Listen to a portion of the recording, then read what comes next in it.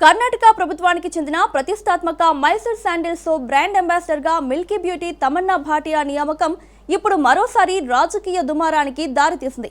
2030 నాటికి కంపెనీ టర్నోవర్ను 5,000 కోట్లకు చేర్చాలనే లక్ష్యంతో ప్రభుత్వం ఈ నిర్ణయం తీసుకుంది. అయితే ఈ కొత్త ప్రస్థానం ప్రారంభంలోనే ఓ పెద్ద వివాదం తెరపైకి వచ్చింది. తమన్నా ఎంపిక రాజకీయ రంగు పులుముకుంది. కర్ణాటక రాజకీయాల్లో బ్రాండ్ వివాదం ప్రకంపనలు సృష్టిస్తోంది. గతంలోనూ తమన్నా నియామకంపై కన్నడ సంఘాల నుంచి వ్యతిరేకత వ్యక్తమైంది.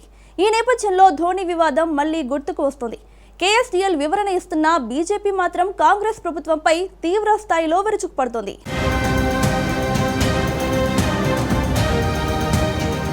కర్ణాటకకు చెందిన 108 ఏళ్ల వారసత్వ సంపద అయిన మైసూర్ శాండిల్ సోప్ గురించి ప్రత్యేకంగా చెప్పనే అక్కర్లేదు. తాజాగా ఈ ఉత్పత్తులకు కొత్త బ్రాండ్ అంబాసిడర్ వచ్చింది. Karnataka soaps and detergents limited brand ambassador గా సినీ నటి తమన్నా భాటియాను ఎంపిక చేసింది ఆ రాష్ట్ర ప్రభుత్వం.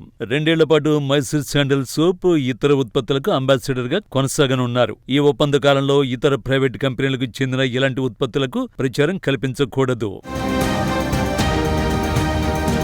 ఉత్తర భారత మార్కెట్లో పట్టు సాధించేందుకు పాన్ ఇండియా క్రేజ్ ఉన్న హీరోయిన్ తమన్నా భాటియాను ప్రచారకర్తగా ఎంచుకుంది.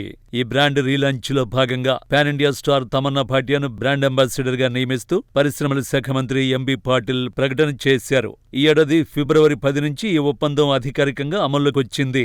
అయితే ముంబైకి చెందిన నటిని కర్ణాటక ఆత్మగా భావించే బ్రాండ్కు ప్రతినిధిగా ఎంచుకోవడంపై స్థానిక కన్నడ సంఘాలు, భాషాభిమానులు తీవ్రంగా స్పందిస్తున్నారు. స్థానిక కన్నడ నటీమణుల్ని కాదని ఇతర భాషా నటీమణులకు కోట్ల రూపాయలు చెల్లించి ప్రోత్సహించడమేంటని వారు నిలదీస్తున్నారు.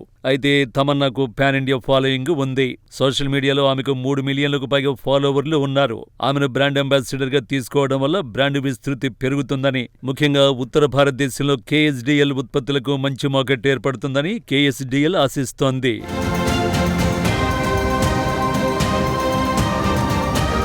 చారిత్రక మైసూర్ శాండిల్ సోపును సరికొత్త ఆధునిక రూపురేఖలతో తిరిగి మార్కెట్లో ప్రవేశపెడుతున్నట్టు కర్ణాటక రాష్ట్ర పరిశ్రమల శాఖ మంత్రి ఎంబీ పాటిల్ ప్రకటించారు. యువతను ఆకట్టుకోవడం ద్వారా కంపెనీ ఉత్పత్తులకు మార్కెట్లో మరింత ప్రాచుర్యం కల్పించే వ్యూహంలో భాగంగా ఈ నిర్ణయం తీసుకున్నట్లు పాటిల్ తెలిపారు. సోషల్ మీడియాలో 30 లక్షలకు పైగా ఫాలోవర్లు ఉన్న తమన్నాను బ్రాండ్ అంబాసిడర్ గా ఎంపిక చేయడం ద్వారా ముఖ్యంగా ఉత్తర భారతదేశ మార్కెట్లలో తమ కంపెనీ ఉత్పత్తుల డిమాండ్ పెంచవచ్చని ఆయన ఆశాభావాన్ని వ్యక్తం చేశారు. 2030 నాటికి ఈ సంస్థ వార్షిక టర్నోవర్ను 5,000 కోట్లకు పెంచడమే లక్ష్యమని మంత్రి పాటిల్ తెలిపారు.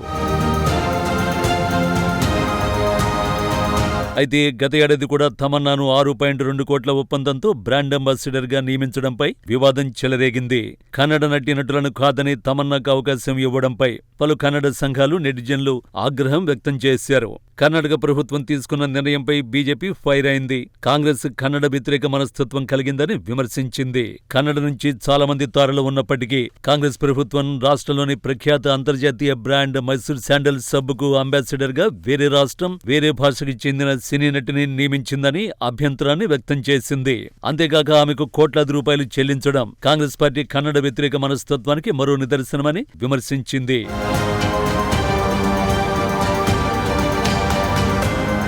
ఈ వివాదం కేవలం భాషాభిమానులకే పరిమితం కాకుండా రాజకీయ చర్చకు దారితీసింది. కర్ణాటకలో రష్మిక మందన్న, పూజా హెగ్డే, రుక్మిణి వసంత్ వంటి పాపులర్ నటీమణులు ఉన్నప్పటికీ వారిని విస్మరించడం కన్నడ నాడుకు జరిగిన అవమానమంటోంది కాషాయ పార్టీ. కాంగ్రెస్ పార్టీ కన్నడ వ్యతిరేక ఆలోచన విధానానికి నిదర్శనమని విమర్శించింది. ఓ అంతర్జాతీయ స్థాయి కన్నడ బ్రాండ్కు కన్నడ ముఖ చిత్రం ఉంటేనే బాగుంటుందని ప్రతిపక్షాలు వాదిస్తున్నాయి. మరోవైపు ప్రభుత్వం ఈ నిర్ణయాన్ని పూర్తిగా వ్యాపార కోణంలోనే చూస్తోంది. ఉత్తర భారత మార్కెట్లో మైసూర్ శాండిల్ సోపు ఉనికిని పెంచుకోవడానికి తమన్నా వంటి గ్లోబల్ రీచ్ ఉన్న నటి అవసరమనేది ప్రభుత్వ ఆలోచన. ఇక నిపుణుల సలహాల మేరకే ఈ ఎంపిక జరిగిందని, దీపికా పదుకొణె, కియారా అద్వానీ వంటి అనేక పేర్లను పరిశీలించిన తర్వాతే తమన్నాను ఎంపిక చేశామని చెబుతోంది.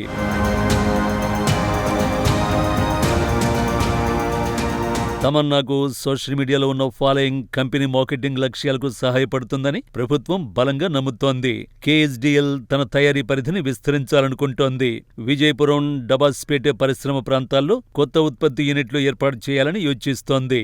అవసరమైన పనులు ప్రస్తుతం జరుగుతున్నాయి. అలాగే ప్రస్తుతం సుమారు 25 నుంచి 30 కోట్ల వరకు ఉన్న ఎక్స్పోర్ట్ టర్నోవర్ను రెట్టింపు చేయాలని కూడా లక్ష్యంగా పెట్టుకుంది.